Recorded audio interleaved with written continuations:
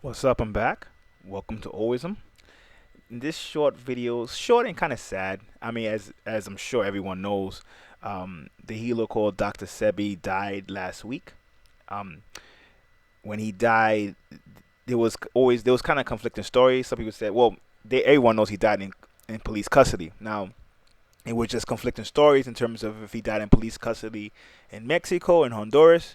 We kind of got confirmed he died in police custody in Honduras. It seemed like he was locked up for like a while, and he got sick in jail, and he just passed. Now I know a lot of people will say there's probably foul play.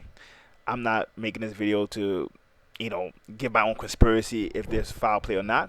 To me, this is my health channel, and I think Dr. Sebi is a person. If you're into health, even if you don't agree with everything he says, you can't really dispute his results. This is a guy who, this is not like a healer claiming they healed this and that. I mean, listen, when he went to court for the Supreme Court told him, listen, you gotta heal.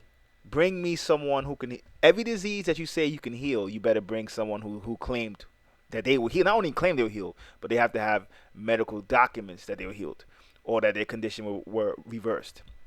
And I don't know if it was that for every disease, but I know for sure for the big ones that people know him for, he had like 3 or 4 laboratories say that he could cure it, right? So then they had to let him go.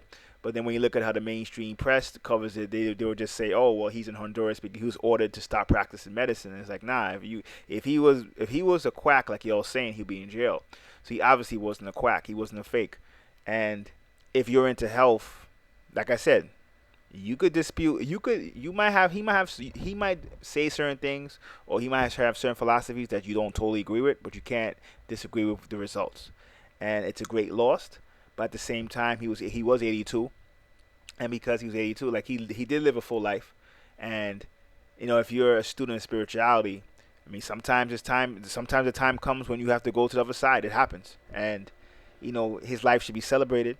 And if you want to give your own theories about why he died or if he was killed, that's nothing wrong with doing that either. But I do think for people who are interested in health, that is definitely someone. If you don't know him, or if you're not familiar with his work, you should definitely check him out. I mean, of course he's passed, but his work lives on. He still has, he still has products out there. I would assume he still has his little village in Honduras as well, which is not even little; it's a big village. And I don't know. I don't really know the ins and outs of his organization. I don't know who's gonna take over.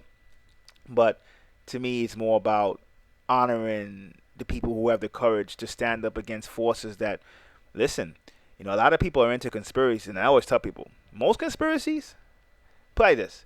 Yes, a lot of conspiracies are real. I would probably say maybe about 20, 30% of them are real. But even the 20, 30% of the real is very hard to prove it. Right? 70% of other conspiracies are just out there, in my opinion. Right? But even the ones that are real is hard to prove.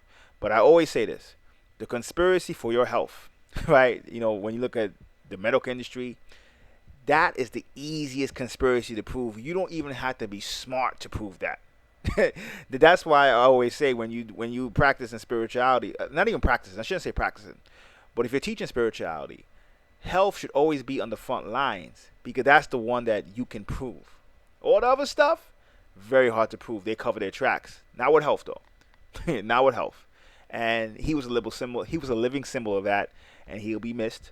But at the same time, I'm pretty sure his students and disciples, he has plenty of people to carry on his work, and I think it's more important for people who have been influenced by his work, or for people who buy his products, to keep his memory alive and to make sure that he doesn't, because sometimes when you could do the things that he did, they just want to, I guess you could say, kind of fade your name in the background and forget about you. So I think it's very important that people keep his memory alive and people keep his accomplishments alive. So definitely RIP to the great one.